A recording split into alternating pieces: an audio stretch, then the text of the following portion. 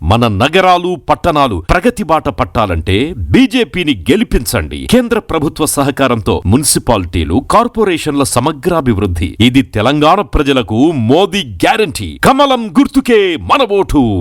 Save Telangana. Vote for BJP. KCR తిడతాడు ఈ మొగోడు.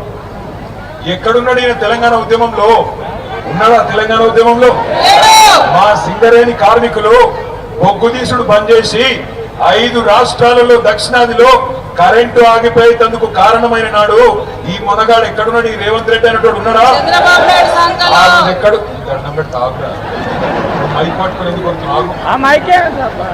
ఆ రోజు ఈ మొనగాడు చంద్రబాబు సంచులు పట్టుకొని, చంద్రబాబు పంపిన సంచులు పట్టుకొని ఎమ్మెల్యేలను కొనుగోలు చేసేందుకు బ్రోకర్ పనులు చేస్తాడు.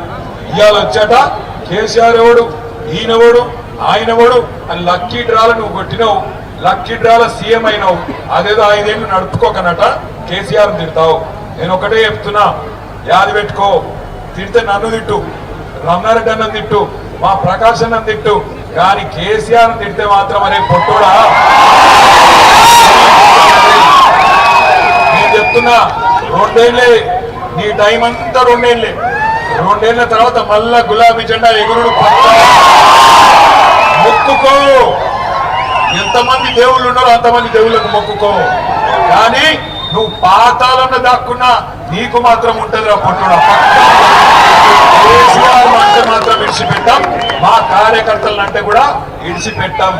ఇక్కడ ఉన్నారు పోలీస్ అధికారులు కూడా, వాళ్ళకు నేను చెప్తున్నా, అయ్యా పోలీస్ అధికారులు, అధికారం ఎవరంటే సొత్తు కాదు.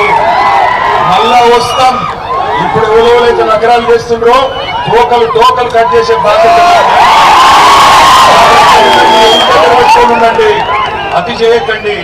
ఎమ్మెల్యే, సీఎం వాళ్ళు వీళ్ళు ఎవడో చెప్పిన నాగమాగం చేయకుండా అమాయకులైన మా కార్యకర్తల నాయకులను ముట్టుకుంటే ఇడిచిపెట్టాం. తప్పకుండా ఎంబడబడతాం, బరాబర్ ఎంబడబడతాం.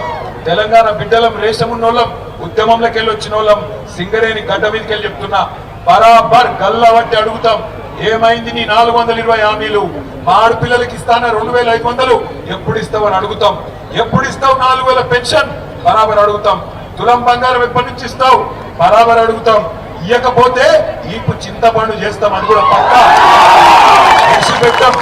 కానీ నాకు తెలుసు మా ఆడబిడ్డలు మరి ఇక్కడికి వచ్చిన వాళ్ళు మంచిగానే సపోర్ట్లు కొడుతుర్రు, సీటీలు కొడుతుర్రు మగపిల్లలు.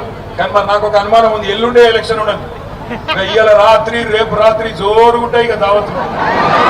వస్తారు, ఇంటింటికి వస్తారు.